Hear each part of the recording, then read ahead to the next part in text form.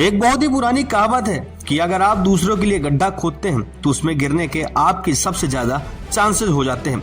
ठीक यही बात लोग पाकिस्तान के लिए बोल रहे हैं। हालांकि पाकिस्तान में जिस तरीके से ट्रेन का हाईजैक हुआ है और उस संगठन के तार अफगानिस्तान से जुड़ रहे हैं, ऐसे में जो ट्रेन में बैठे मासूम बच्चे हैं उनको लेकर के जरूर कुछ लोग नरमी दिखा रहे हैं, लेकिन पाकिस्तान को उसकी सही औकात और जिस तरीके से वो आतंकवाद को पनाह देता है, भारत में आतंकवादी हमले करवाता है, उसको लेकर के माना जा रहा है कि उसी के बीज हैं जो बोए हुए थे और आज उसे फसल काटनी पड़ रही है।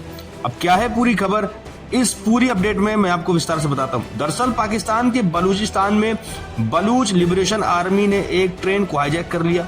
बी शॉर्ट फॉर्म इसे BLA का भी दावा है कि इसमें 104 बंधुकों को छुड़ा लिया गया है।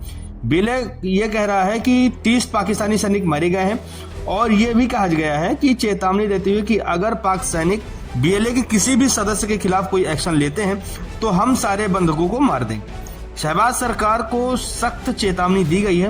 अफगानिस्तान से इस पूरे हाईजैक के तार जोड़े जा रहे हैं। इसके बाद लोग ये कह रहे हैं कि तालिबान को खत्म कर देना चाहिए। पाकिस्तान को तालिबान इस वक्त खत्म कर देगा निशाने पर लिए हुए है और यही उसी का नतीजा है।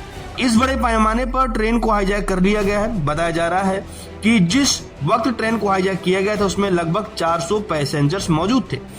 जाफर एक्सप्रेस ट्रेन है जिसको हाईजैक किया गया है और 214 पाकिस्तानी नागरिकों को बंधक बनाया गया है और ये BLA से कहा गया कि बंधकों में सेना के जवान, अर्धसैनिक बल और खुफिया एजेंसी के अधिकारी भी शामिल हैं। पाकिस्तान के 30 से ज्यादा सैनिकों को मारा जा चुका है और यह BLA दावा कर रहा है। फिलहाल UN इस पूरे घटनाक्रम की निंदा कर रहा है और भारत में इसकी चर्चा हो रही है, लेकिन बीच पाकिस्तानी PM शहबाज शरीफ का बयान सामने आया है जिसमें उन्होंने कहा कि हमारे सुरक्षा बलों का जोश हाई है और जोश हाई हो सकता है, लेकिन BLA के लोग ये कह रहे हैं कि उस संगठन के जुड़े हुए कुछ लोग जो हैं वो कह रहे हैं कि अगर कुछ भी होशियारी दिखाने की कोशिश की तो सबको मार दिया जाएगा निश्चित तौर पर। ये एक बहुत बड़ा ट्रेन हाईजैक है जिसको लेकर के दुनिया भर में चर्चा हो रही है, लेकिन सवाल ये भी उठ रहा है कि ये बलूच लिबरेशन आर्मी चाहती क्या है और इसकी सीधी से मांगे क्या है, जिन्हें बलूच कई बार दुनिया के सामने रख चुका है। उनका कहना यह है कि बलूचिस्तान जिस तरीके से अलग प्रांत है और अलग देश उसे मानते हैं,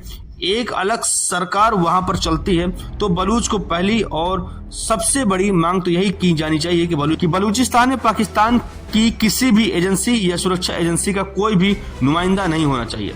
अपनी आजादी की जंग लड़ रहे हैं बलूच और BLA। अब BLA इसी दिशा में आगे बढ़ते हुए इस ट्रेन को हाईजैक कर चुका है।